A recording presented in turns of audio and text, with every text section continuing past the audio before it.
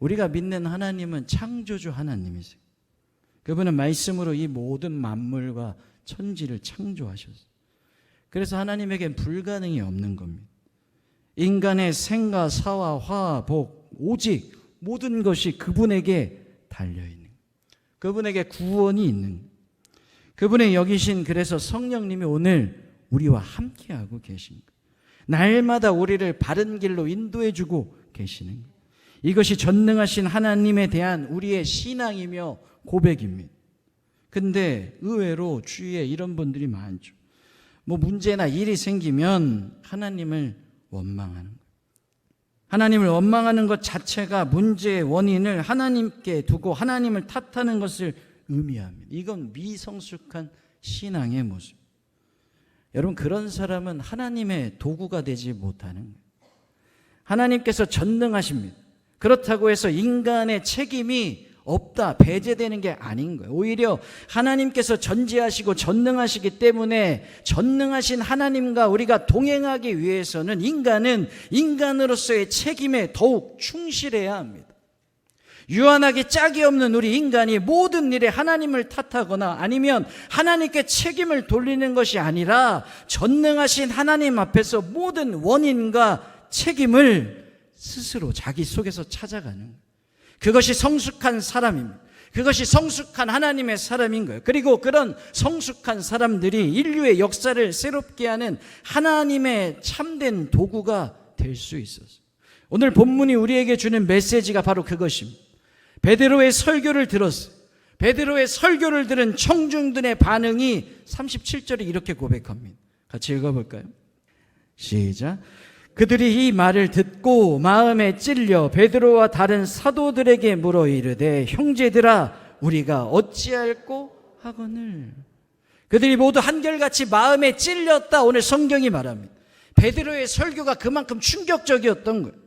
그들은 제자들을 가르쳐서 뭐라고 했습니까? 낮술에 취했다고 조롱했던 사람들이었어요.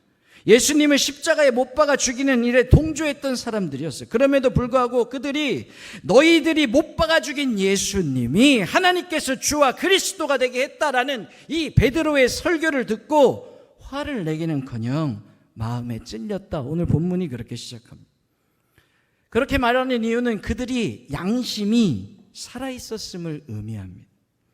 많은 사람들이 진리 되신 예수님의 말씀 앞에서 양심의 가책이라는 걸 느낍니다. 그러나 대부분의 경우는 그냥 지나치고 마는 거예요. 세월이 지나다 보면 그들의 양심의 그런 지적에도 무감각한 어떤 죽은 양심이 되어가는 거예요. 한 인간의 양심이 언제나 변함없이 생생하게 살아있느냐 아니면 시체처럼 썩어가고 죽어있느냐는 것은 남의 책임이 아닌 거예요. 그것은 전적으로 자기 책임입니다. 자신의 책임이 나의 탓인 거예요. 본문 속의 사람들은 베드로의 설교에 의해 양심의 찔림을 받습니다. 겉으로는 아무 일도 없었다는 듯이 그냥 지나쳐버리지 않았어요. 그들의 양심의 아픔이 가시기 전에 지체 없이 베드로 일행에게 묻습니다. 형제들아 이제 우리가 어찌할꼬. 이 절박한 질문에 베드로의 답변이 이렇습니다. 우리 38절 한번 더 읽어볼까요? 죄사함을 받으라. 그리하면 성령의 선물을 받으리니. 이것이 베드로의 설교의 마지막 내용이고 결론입니다. 양심의 찔림을 받고 우리가 어찌할꼬 하며 통탄히 하는 사람들에게 베드로가 말하죠. 하나님의 영이신 성령님과 동행하는 방법을 이야기합니다. 다시 말해 성령의 세례를 거쳐 충만한 삶을 살 수 있는 길을 말씀하는 거예요. 성령 하나님과 동행하지 않고는 양심의 가책 없는 삶, 이건 불가능한 겁니다.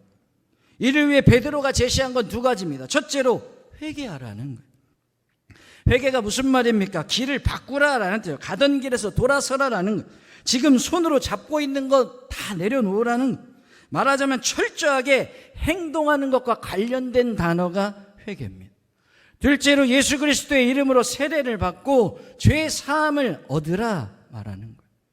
죄 사함을 얻기 위해 예수님의 이름으로 세례를 받으라는 의미였어요. 여기서 베드로가 세례를 언급한 것은 어떤 형식이 아닌 것, 본질에 대한 요구입니다. 사도 바울이 로마서 6장에서 세례에 대해 이렇게 결론을 내려. 로마서 6장 5절 말씀에 보면 이렇게 말합니다. 같이 읽어볼까요? 시작.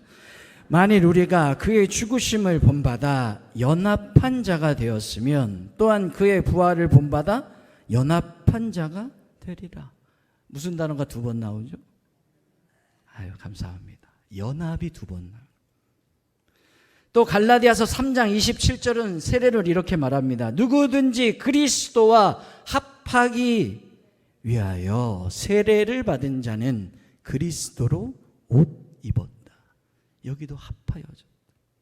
사랑하는 성도는 세례라는 것의 본질은 연합입니다. 베드로가 예수 그리스도의 이름으로 세례를 받으라라고 말한 것은 예수 그리스도와 연합한 삶을 추구하라는 말이었어요. 죽음을 향해 가던 길에서 이제 돌아오라라는 겁니다. 생명이신 예수님 앞에 주님과 함께 연합된 삶을 살라고 말씀합니다. 지금 내 손에 움켜쥐고 있는 것이 머지않아 한 줌의 죄에 불과할 것들 다 내려두고 영원하신 예수님으로 옷 입으라. 이것이 세례의 본질인 거예요. 어떤 말입니까? 철저하게 행동과 관련된 말입니다. 우리가 한날 한시에 한 장소에서 모두 회개의 삶을 시작할 수 있습니다. 어떤 큰 집회나 어떤 수련회나 사경회 등을 통해 함께 은혜 받고 함께 시작할 수 있습니다.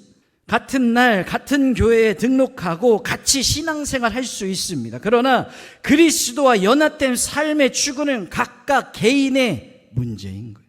다시 말하면 신앙의 시작은 집합적일 수 있습니다. 함께 할 수 있습니다. 그러나 신앙의 질은 철저하게 개인적인 거예요. 이건 학생이 입학할 땐 단체로 한꺼번에 입학합니다. 그런데 졸업할 때 보면 그 학생의 수준은 개인의 노력 여하에 따라 다 천차만별인 거예요. 그러나 한평생 성령 하나님과 동행하는 어떤 성령 충만한 삶을 지속하기 위하여 중단하면 안 되는 건 회개의 삶인 거예요. 주님과 연합된 삶이 수반되어야 한다는 이 큰 원칙만큼은 어느 경우에도 변할 수 없는 겁니다. 그래서 베드로가 본문의 39절에 이렇게 증거합니다. 39절 한번 읽어볼까요? 시작. 이 약속은 너희와 너희 자녀와 모든 먼데 사람 곧 주 우리 하나님이 얼마든지 부르시는 자들에게 하신 것이라 하고, 주님과 연합된 삶을 추구하는 자라면 누구나 상관없이 얼마든지 부르신 자들에게 하신 것이라, 약속하신 것. 왜? 하나님의 약속입니다.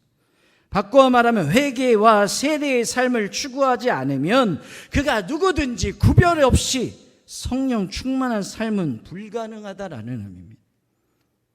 베드로의 설교가 마침내 본문 40절에 이렇게 끝납니다. 40절 말씀 읽어보겠습니다. 시작. 또 여러 말로 확증하며 권하여 이르되 너희가 이 패역한 세대에서 구원을 받으라 하니. 여기 말하는 패역하다, 이 말은 고듬의 반대말로서 삐뚤어졌다라고 이야기합니다. 이 말씀을 뒤집어 말하면 그리스도와 연합된 삶을 추구하지 아니하면 이 패역한 세상에서 결코 구원의 삶을 살 수 없는 거예요. 그런 사람과 성령님께서는 동행하지 않기 때문에 그런 삶은 피사의 사탄 마냥 매사가 삐뚤어 있는 거예요. 고린도후서 5장 18절에 보면 이렇게 말합니다. 우리가 같이 읽어보겠습니다. 시작. 모든 것이 하나님께로서 났으며 그가 그리스도로 말미암아 우리를 자기와 화목하게 하시고 또 우리에게 화목하게 하는 직분을 주셨어요. 그런 사람들이랑은 화목할 수가 없는 거예요. 다 삐뚤은 거예요. 화목해야 되는데 가만히 있으면 돼요. 성경은 또 뭐라고 말합니까? 그런즉 누구든지 그리스도 안에 있으면 새로운 피조물이라 이전 것은 지나갔으니 보라 새 것이 되었다 선언하시는. 가만히 있기만 하면 전능하신 주님이 우리를 새로운 피조물로 빚어주신다, 그렇게 성경은 말하지 않아요. 누구든지 그리스도 안에 있으면 이 말씀이 먼저 선행되고 조건인, 우리가 그리스도 안에 있어야 새로운 피조물이 되는, 화평의 사람으로 바뀔 수 있는, 그리스도 밖에서는 안 되는 거예요. 주님께서 우리를 새로운 피조물로 만들어 주셨다, 이건 주님의 책임이지만 그러나 새로운 존재가 되기 위해 그리스도 안에서 그리스도와 연합하는 것, 그건 우리의 책임인 거예요. 사랑하는 성도 여러분, 만약 그리스도인답게 살고 있지 못하다면 그것은 결코 하나님의 탓이 아닌 겁니다. 양심의 소리에 무디어진 분이 있다면 그것은 남의 잘못이 아닌 것. 허망한 육체의 욕망에 사로잡혀서 망령된 행실을 쫓느라고 황금 같은 인생을 탕진하는 사람이 있다면 그건 역시 다른 사람의 책임이 아닌 겁니다.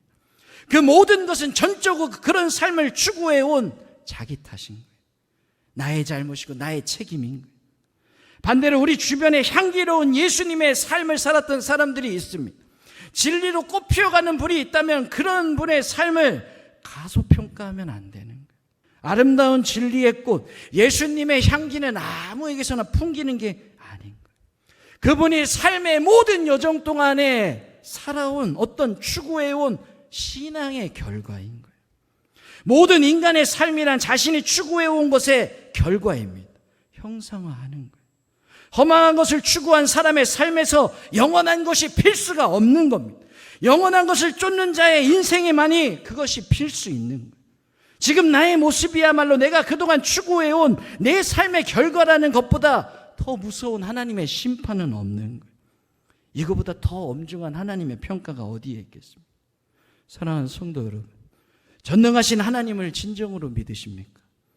전능하신 하나님께서 우리를 새로운 피조물로 빚어주실 것을 우리가 정말로 믿고 있습니까?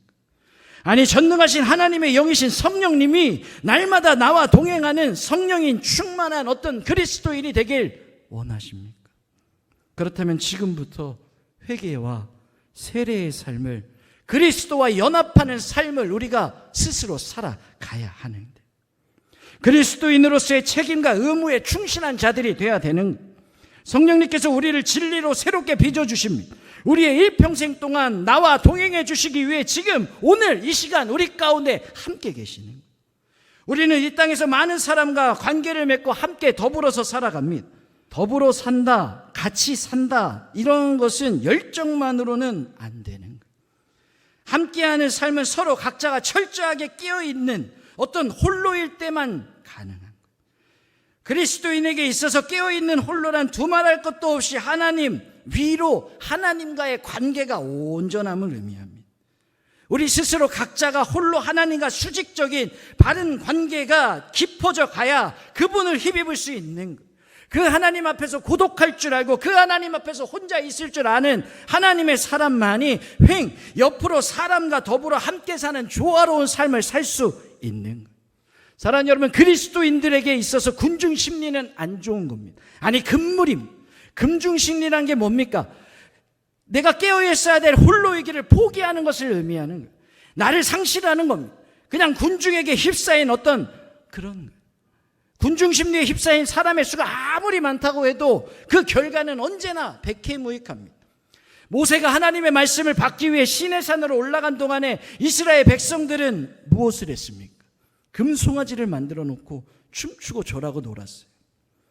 무엇이 옳고 그른지를 생각하려 하지 않는 것, 군중심리입니다. 가데스 바네아에 이른 이스라엘 백성들이 가나안 땅에는 무시무시한 거인들이 살고 있다는 10명의 정탐꾼의 말을 듣자 한결같이 모세를 원망하다 못해 돌로 쳐 죽이려고 합니다. 자신들이 누구에 의해서 왜 이집트를 떠나서 그곳까지 왔는지 생각 안 하는 거예요. 군중심리입니다. 나귀를 타고 입성하시는 예수님을 향하여 온 성이 떠나갈 듯이 호산나를 외쳤던 그 예루살렘 사람들이 닷새 후에 예수님을 못 박아 죽이라고 함성을 지르는, 이것 또한 군중심리입니다. 자기를 상실한 군중이란 진리를 등진 채 자기의 묘를 파는 어리석은 무리에 지나지 않음을 성경 이곳저곳에서 누누이 말씀하고 있어요. 이런 의미에서 보면 우리 그리스도인들은 고독한 사람들이어야 돼요.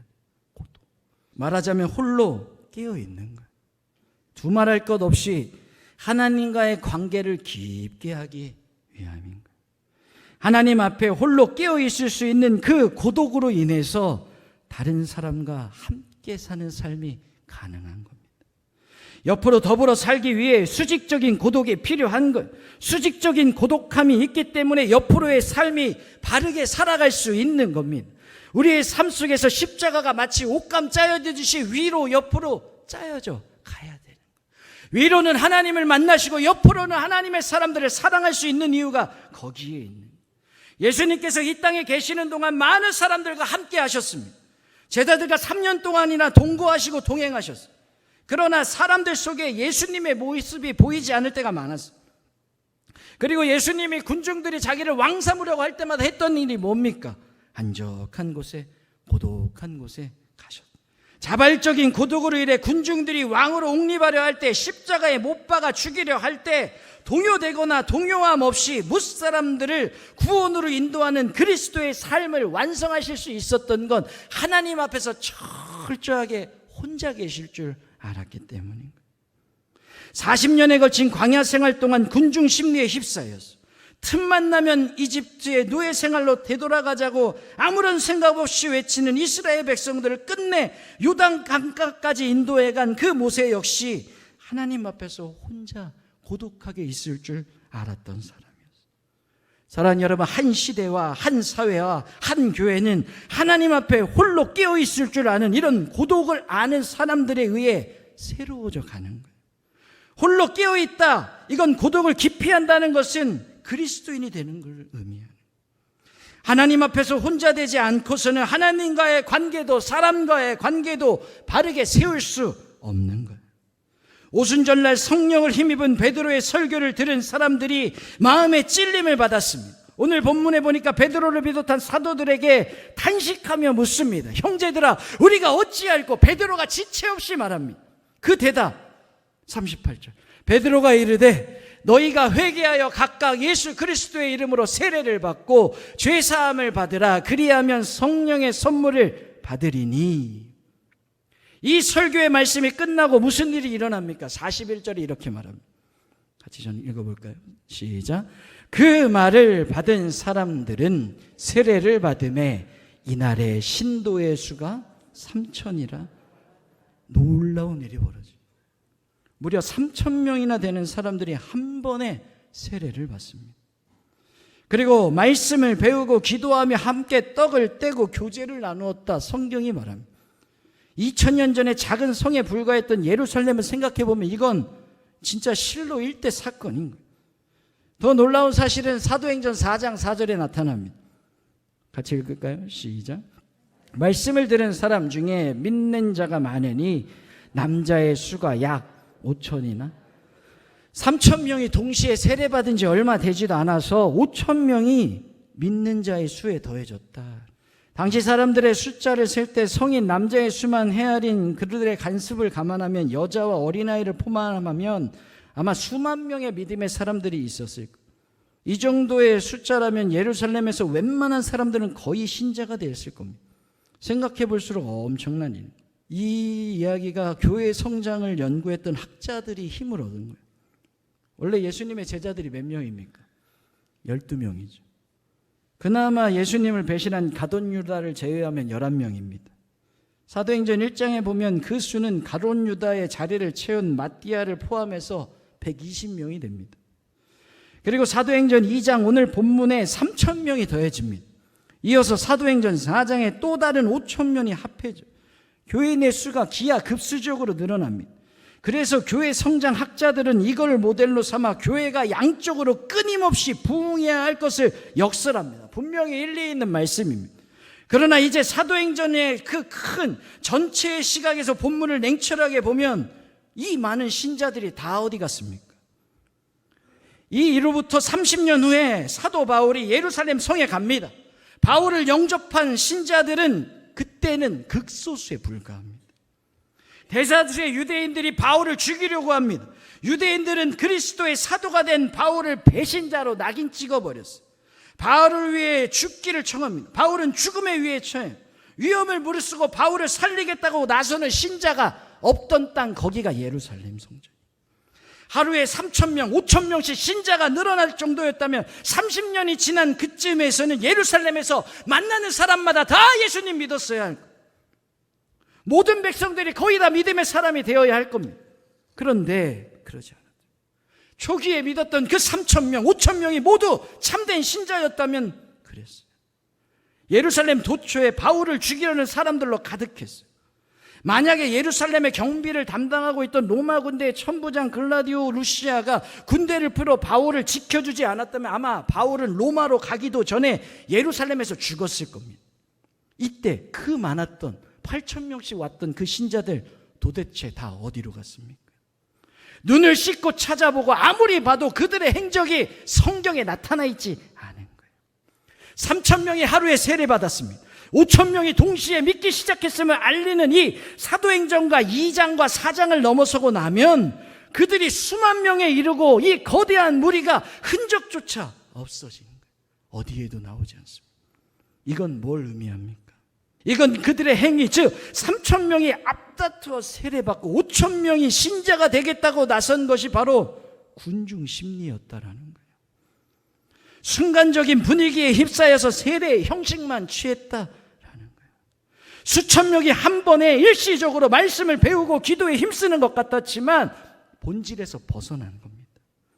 다시 말해 하나님 앞에서 주님을 만나고 위로 하나님 앞에서 홀로 고독해질 줄 아는 그런 성숙한 그리스도인이 되지 못했던 거예요. 세례의 형식을 갖추고 성경 공부도 하고 기도도 했습니다. 무리를 이루어 참여하긴 했습니다. 그러나 그들이 스스로 개개인이 과연 주님을 본받아 살아가는 제자인지, 그로부터 30년 후에 이 거대한 집단은 예루살렘에서 자취를 감춰버린 거예요. 사랑하는 여러분, 제자와 군중은 다른 겁니다. 구별되는 거예요. 예수님께서 집단에 빠진 3,000명과 5,000명의 군중보다도 홀로 고독하게 깨어있는 한 사람의 예배를 더 필요로 하시는 거예요. 3,000명의 군중을 살리는 도구가 될 수 있는 사람은 어떤 사람입니까? 홀로 깨어있는 한 사람, 제자의 삶을 살아가는 사람입니다. 사랑하는 여러분, 알고 계십니까? 신앙은 패션이 아닙니다. 믿음은 이벤트도 아닙니다. 하나님을 믿는다는 것은 하나님을 향해 위로, 하나님을 향해 고독을 뛰어드는 것을 의미합니다. 나 스스로 이제 고독해지겠다. 그것을 할 줄 알고 그것을 해본 사람만이 옆으로 사람을 살려내는 믿음의 사람이 될 수 있는 거예요. 겟세마네 동산에서 기도하셨던 우리 예수님이 땀방울에 핏방울이 되도록 기도하셨던 그때 예수님께서 가장 믿었던 베드로와 요한과 야고보가 뭐하고 있었습니까? 자고 있었어요. 그 캄캄한 밤, 그 절대절명의 순간, 그 한적한 동산 위에 깨어있을 수 있는, 깨어있었던 분은 오직 예수님 혼자셨어요. 고독할 수밖에 없는 순간. 그러나 주님께서는 그 고독을 두려워하지 않으십니다. 그건 하나님 앞에서의 고독이기 때문에 그런, 절대적으로 필요한 고독이기 때문에 그렇습니다. 주님께서는 그 고독 속에서 고독하게 울부짖으세요. 피가 땀방울에 배어 나오기까지. 마태복음 26장 39절 같이 읽어보겠습니다. 시작.